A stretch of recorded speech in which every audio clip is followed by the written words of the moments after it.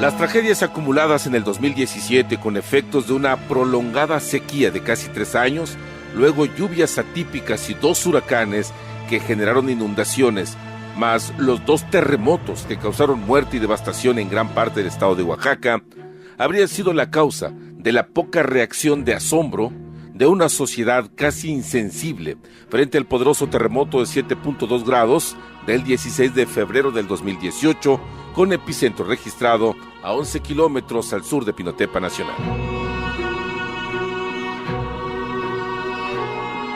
Según reportes oficiales, a pesar de la intensidad del sismo no se registraron víctimas, pero la onda expansiva del movimiento de tierra sacudió las regiones de la costa, del istmo, de la Mixteca, de la Sierra Sur y de los valles centrales. Los daños se acumularon de tal manera que 59 municipios de Oaxaca fueron declarados zona de desastre. 39 de ellos alcanzaron declaratoria de emergencia. Independientemente de los daños a entidades como Guerrero, la Ciudad de México, Puebla y otras entidades del centro del país. Esa noche y las horas subsecuentes, la información fluyó muy lentamente. Los daños parecían seleccionar viviendas antiguas o a las familias más pobres, también escuelas, edificios públicos y las iglesias.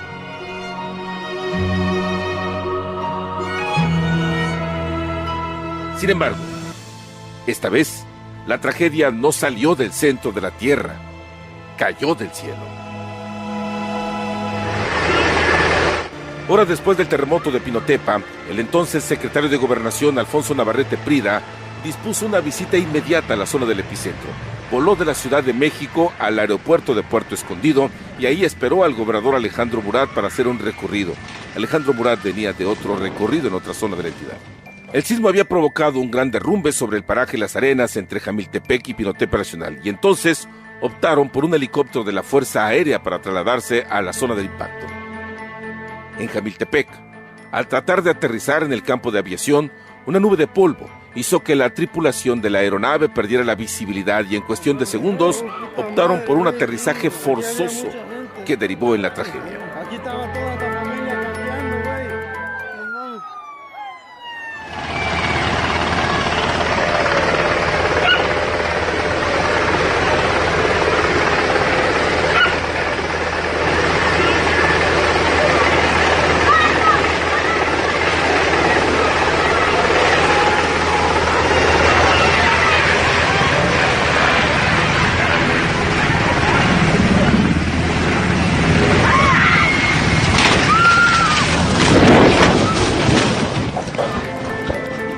El accidente aéreo provocó la muerte de 13 personas en el campo de aviación de Jamiltepec. Las víctimas se protegían luego del sismo de las primeras réplicas y entre ellas una familia completa murió. Con ellos otras 12 personas. Hombres, mujeres, menores de edad, adultos mayores perdieron la vida esa misma noche y uno más después de una penosa agonía.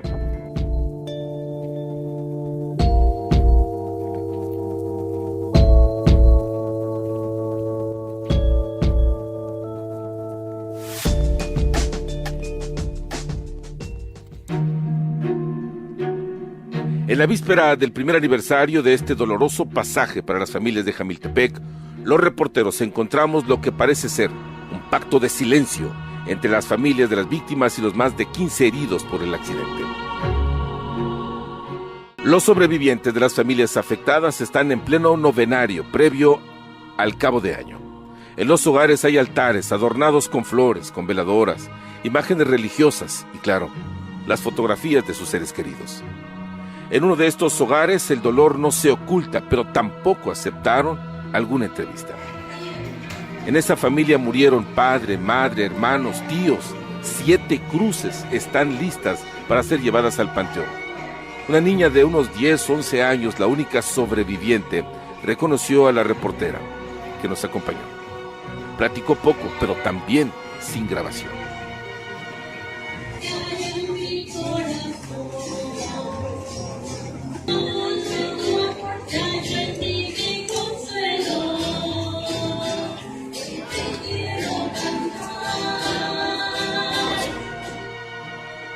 Nadie quiso hablar.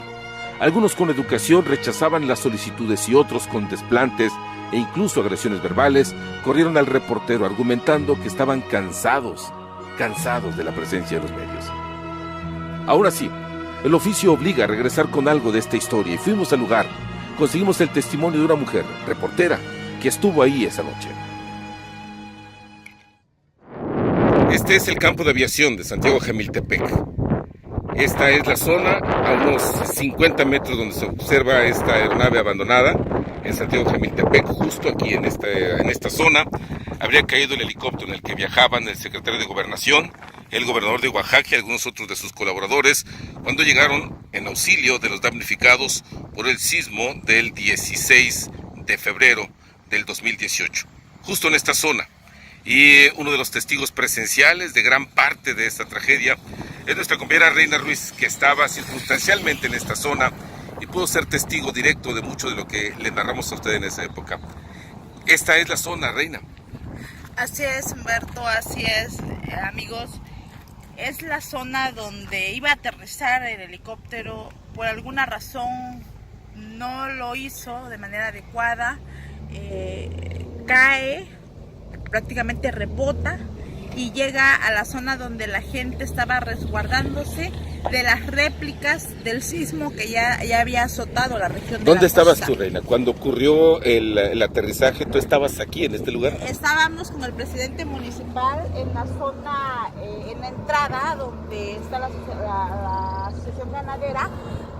Pues en la camioneta nos metimos por el polvo que levanta el helicóptero al aterrizar. Nos metimos en la camioneta, justo al meternos escuchamos un golpe, escuchamos después más ruido, algo que se arrastraba. Corremos hasta el lugar y ya encontramos el helicóptero tirado, acostado. Cuando se disipó la nube de polvo. Sí, no, aún no se disipaba totalmente la nube de polvo. Y en ese momento no dimensioné lo que había pasado hasta 2-3 minutos después, cuando empiezan a sacar a los heridos, empiezan a sacar a la gente que había quedado atrapada y que estaba en tierra en el momento de que el helicóptero aterrizaba. Reina Ruiz, reportera de radio en la región de la costa, fue testigo directo del accidente, de la tragedia, del dolor que no termina. Regresa poco a esa comunidad y en este recorrido los recuerdos se atropellan y a veces parecen atorarse en la garganta. Para narrar lo sucedido, hizo una pausa. Inhala profundo, parece suspiro, suelta el aire y aclara la voz. Camina despacio, parece cerrar los ojos y luego, con rigor periodístico, comparte lo vivido, pero a pesar del esfuerzo, le tiembla la voz. Comentabas, Reina, que entre los recuerdos que tienes, ese árbol, el que vemos aquí al fondo, tiene una connotación especial. Así es, Humberto.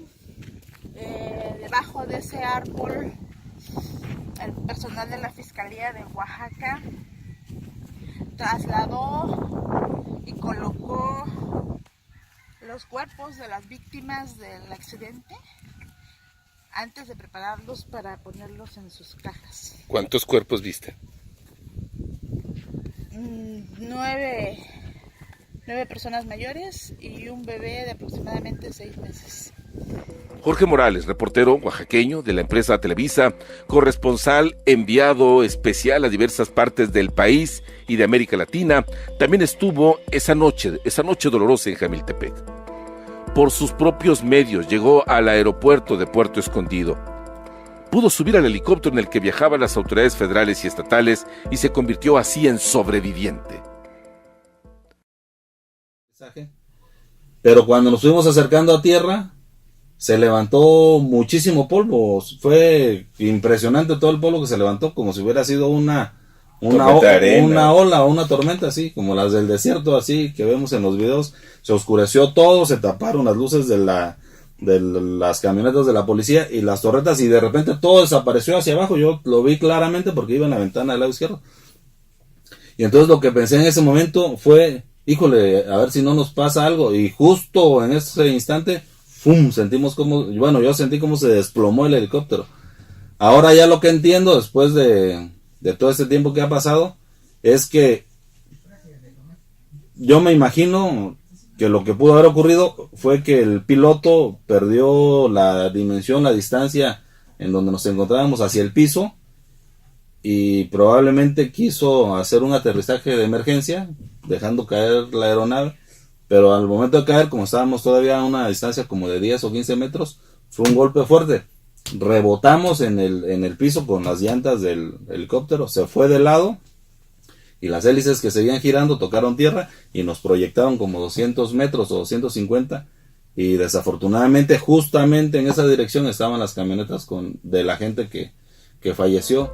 Como muchos otros y otras periodistas oaxaqueños, Jorge Morales, el reportero, ha vivido como testigo y narrador algunos de los momentos más difíciles para el Estado y el país. El 2006, enfrentamientos, persecuciones, balaceras, inundaciones, terremotos. Pero en esta ocasión, así explica lo que piensa después del desastre. Jorge, después de todo lo que sucedió, ¿qué piensas tú cuando pasas de nueva cuenta por Jamiltepec? ¿Qué crees que debería pasar durante todo ese tiempo del día del accidente hasta ahora? Pues mira, yo pienso mucho en las familias que perdieron a un ser querido, porque yo vi el momento de la tragedia y cómo la gente estaba gritando y llorando al momento de ver a sus familiares muertos ahí tendidos junto al helicóptero, y también la gente que estaba lesionada por el impacto de las hélices que se desprendieron y que se lanzaron hacia diferentes lugares. Y pienso también que pues nosotros fuimos muy afortunados de haber librado una situación de este tipo y de haber salido ilesos, porque no es nada más el hecho de vivir para contarla, sino también es el hecho de vivir para contarla, pero vivir para contarla completo, porque no hubiera sido alguna otra situación que hubiera sido peor para nosotros. Quién sabe, a lo mejor podríamos haber estado mutilados, muertos también, o incapacitados por algún golpe dentro del helicóptero, pero pues desafortunadamente la tragedia ocurrió con la gente que estaba afuera, y afortunadamente para nosotros, todos los que estábamos dentro salimos ilesos, a excepción de una persona que se llama Luis Holguín, que en ese momento era coordinador de comunicación social de la Secretaría de Gobernación, que se quitó el cinturón de seguridad y al momento del impacto se golpeó la cabeza, pero fue una lesión sin mayores consecuencias.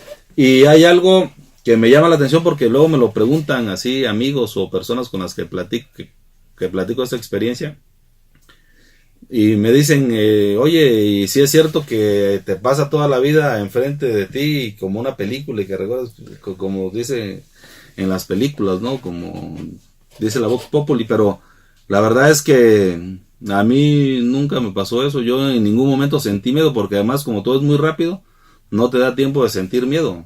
O sea, sabes que te vas a morir y que te vas a impactar y que a lo mejor vas a quedar ahí destrozado, pero no te da tiempo de sentir esa sensación de que se te revuelve el estómago o que te sube algo, porque como todo es muy rápido, pues lo pasas así nada más.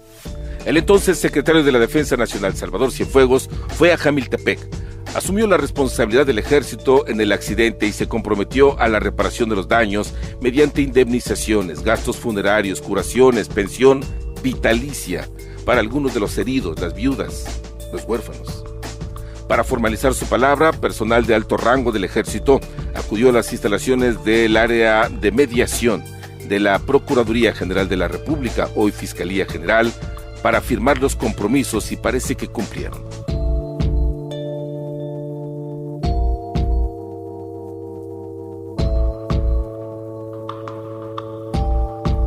Muchas viviendas recién fueron concluidas. Algunos niños, niñas, jóvenes tienen garantizados sus estudios y se convirtieron en derechohabientes de los servicios de salud de las Fuerzas Armadas. Pero en las calles de Jamiltepec se siente la tristeza disfrazada de silencio.